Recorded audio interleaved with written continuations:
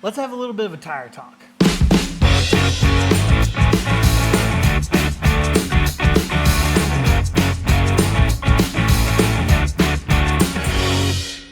In this video, we're going to kind of cover the basics of choosing a tire, what size tire to get, how to make adjustments to your tire setup, why one might work for one scenario, why one might not work for the other scenario, and probably describe what kind of the end of life of a tire that goes through track days, kind of what happens and how do they differ to your normal tire. Starting off, this is the tire off the front of the Mustang.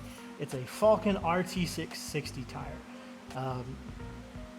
Great tire, been enjoying the tire. The tire before this was a Toyo R888R tire. That was a good street tire. However, it didn't perform how I wanted it to when it came to like a 30-minute track session. Those tires seemed to got a little bit too much heat and they got a little greasy for me. But that's all. Great tire. That's being nitpicky, and it just didn't work for my situation on the track. It might do better for you.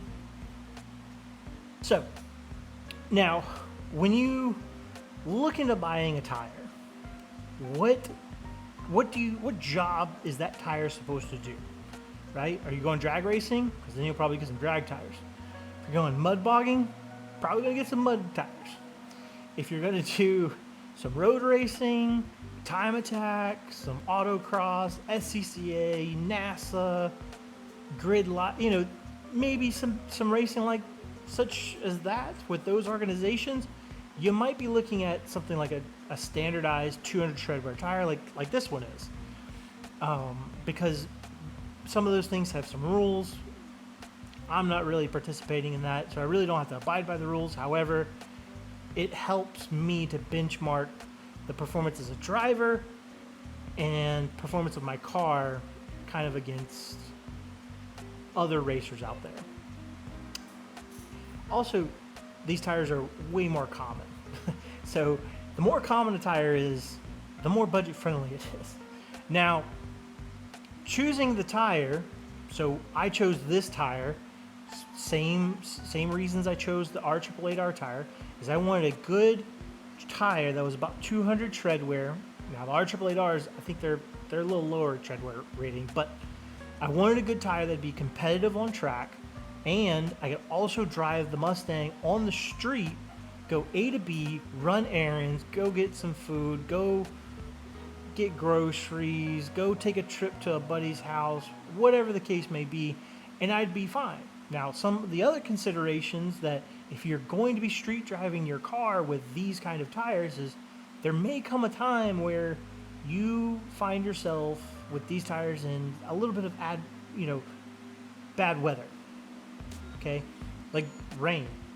These tires aren't the greatest in rain. It will get you home if you were driving slow, driving extra cautious. They'll get you home. I've done it before, done it actually a handful of times. It'll be all right. However, they are a much higher risk for hydroplaning, so take that with a grain of salt. Now, when you go to the track, these are great tires. I mean, they are practically built for the situation.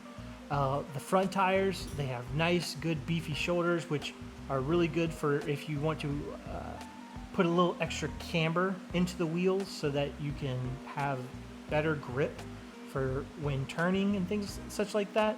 And also, these tires are really good and temperamental for the heat, especially when you drop your tire pressure. Now, however you decide to choose a tire, whether that's you conversing with your peers, you like the marketing, you like the way the tread pattern is, you've done research on technical data, you flipped a coin in the tire shop, or you walked in and just wanted the cheapest tire they could offer, well, however you decided to choose, just hopefully you kept in mind the job that it's going to do, and I hope you made a good choice. So when you picked out your tire, The next thing is, what size do you need that tire to be?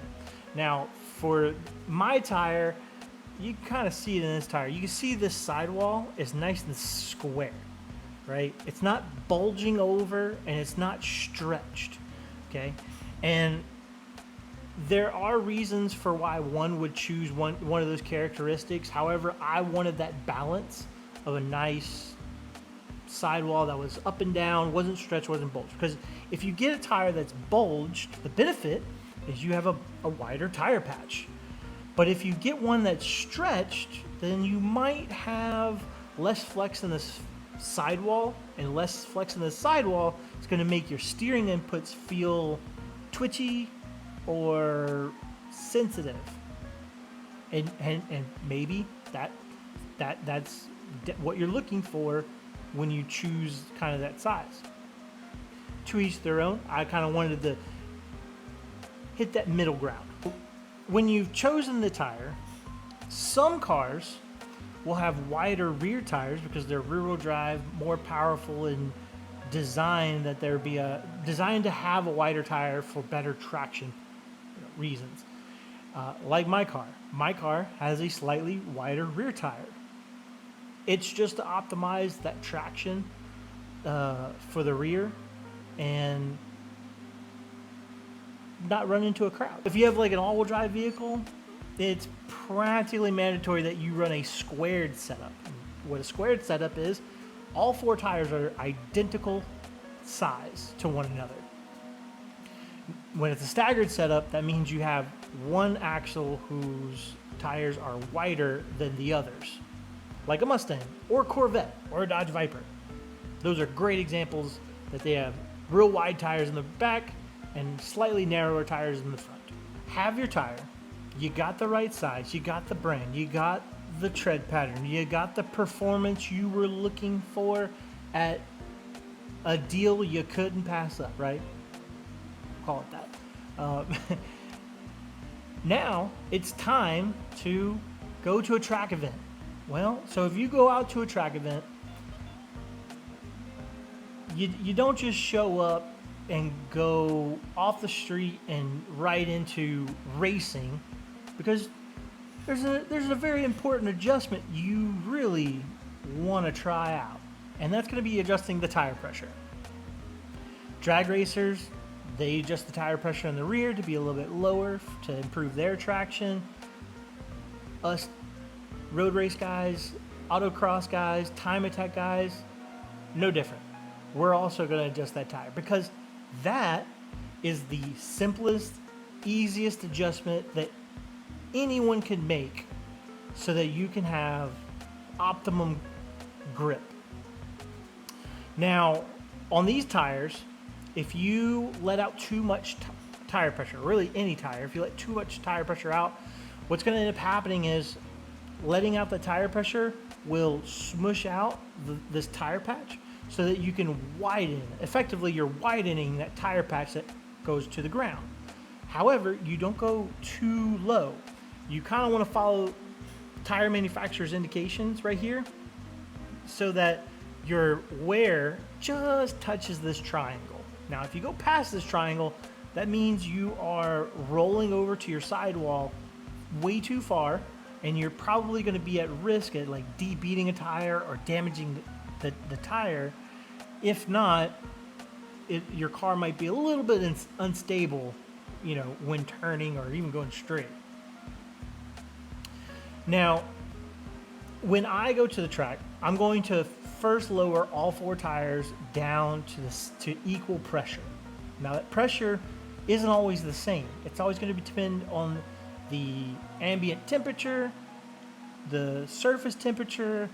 If the tires are getting hot and warmed up and things like that, then I can maybe look at increasing or decreasing tire pressure depending on the situation so that I can get that optimum grip. But the point being is you want to let out enough tire pressure so that you have the widest tire patch indicated by your manufacturer right here with this little triangle, and that's just going to give you the best grip possible.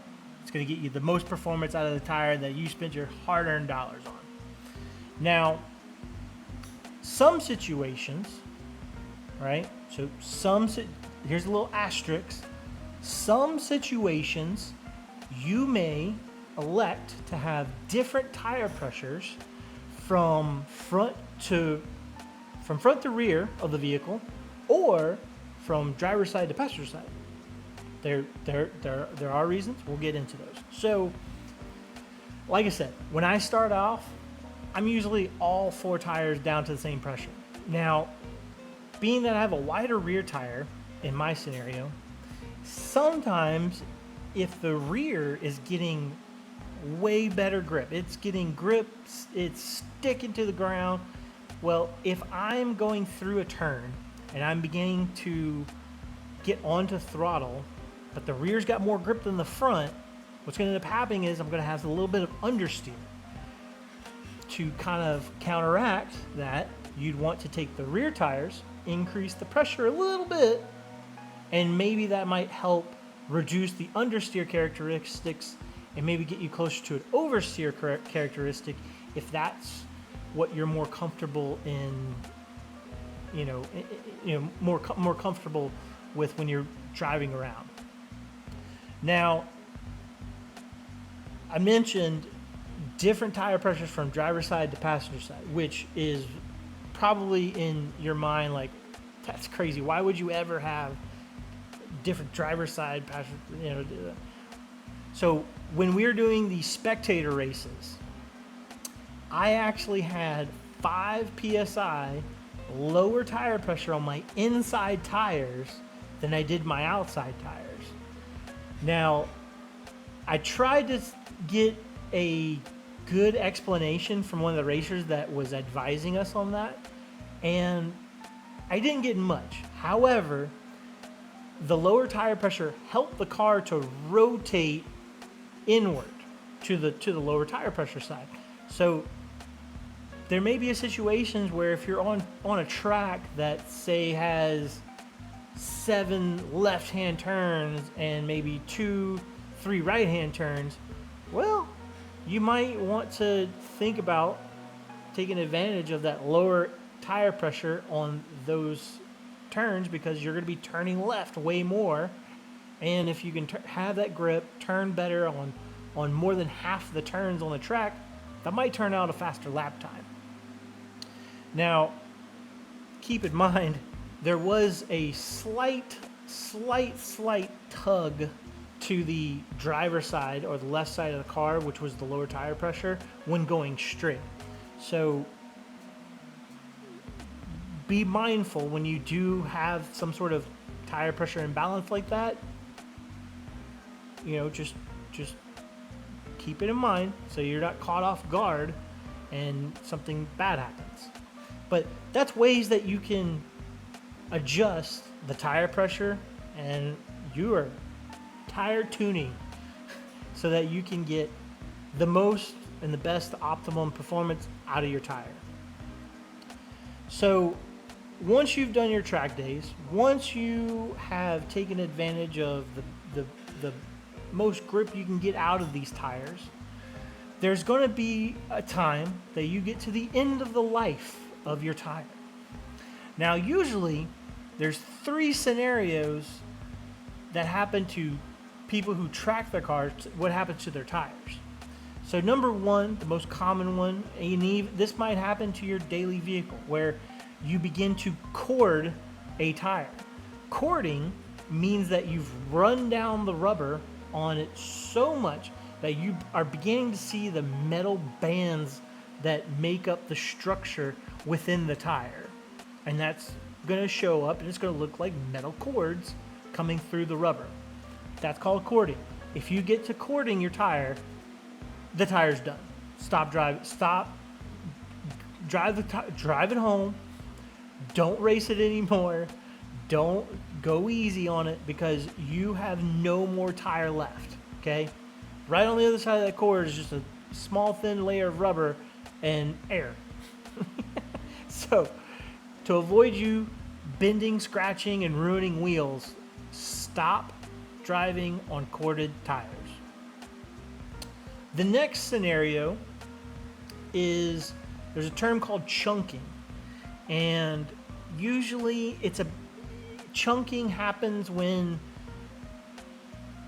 I guess, stresses to the tire cause chunks and bits to just come off the tire, like almost like someone like takes like little animals like taking a bite out of it. You'll see these little just chunks of tire that's coming off the tire.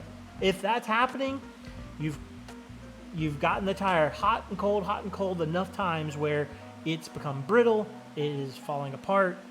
You need to drive home and stop tracking the car and drive home easy and start looking to have the tires replaced. Finally, if you're lucky, your tire holds together, you don't see cords, but you've been using your tires a lot and you've got that heat cycle up and down, up and down, up and down. You have something that's called heat, or I guess the term heat cycling them out. And when you've heat cycled them out, what ends up happening is this becomes extremely hard. It's no longer a characteristic of a nice sticky rubber tire. It's almost like driving on freaking stones, you know, where this just gets so hard, it's not really gripping, you know. You'll find yourself having traction issues, you'll be sliding everywhere. Doesn't matter how hot you get them, they don't soften up and they don't provide that traction and that grip that you've been expecting. And hey, it happens. And you know what? Sometimes it happens, actually, well, I guess most situations I've seen, it happens and you have so much tire left life when you know, in the sense of looking at tread depth, and you almost feel a little cheated, right? Because you can't use the tire anymore. It's all used up, but there's so much tread. And that's it. You know, those are the three main reasons I've seen that I've had to get rid of a tire. Other than the obvious, like maybe you get a screw in the sidewall and they can't repair it, can't patch it. But also keep in mind, these tires, they can patch them. I've taken patch tires and tracked them, no problem. So that is probably a little bit of some tire talk. It was a brief overview, basics of tires, like how do we pick the tire that we want? How do we get the right size tire? Or at least understanding the reasons of why you would choose a certain tire size.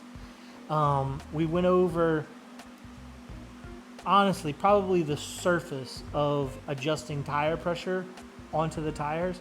At least that was in my experience of what happens when you adjust tire pressure.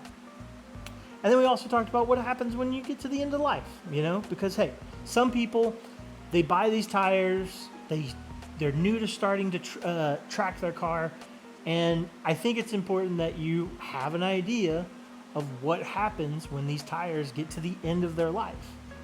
You know, just you want to keep an eye out for the signs so you don't have something terrible, and your learning experience of what happens when the tire is at the end of its life is a bad one and you're stuck on the side of the road, or you know, or even worse, there's an incident that happens on the track. So I'm glad to have explained some of this. Now,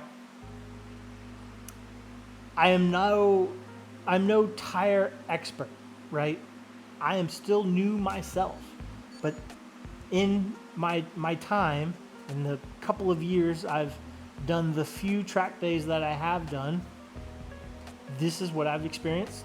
I've gone through, with the Mustang, I think I've gone through about 6 sets of tires. I've done Bridgestone Potenzas, the Toyota 888Rs in various sizes, and now I've got these Falcon RT660s, so I'm kind of liking the Falcon RT660s. But the next one, nothing against the Falcons, but I kind of want to experience the other ones because it feels good to know firsthand of how the different tires perform. But so far, Falcon RT660s are my favorite. They're my favorite to drive on the street. They're my favorite to track with, and so far they've not let me down. Also, I feel that Falcon RT660s have probably your best bang for buck out of performance for tires like this. Toyo R888Rs, it's a good street tire. I don't think it's a good dedicated track tire because I found the limit to those pretty faster than I wanted to on track. But on the street, great tire, good grip on the street. Recommended if you have a street car and you want a nice sticky tire for the street. Toyo R888R tires are also at a pretty decent price, which I think they're cheaper than these Falcon RT660s last time I checked. So if you have input, maybe you're more knowledgeable of tires, feel free to comment down below. You know, correct me if I'm wrong, share your experience, ask questions on that you have about tires. Make sure you leave a like, and if it's your first time here, why don't you think about subscribing, and I will see you on the next one. I gotta go put that thing back on.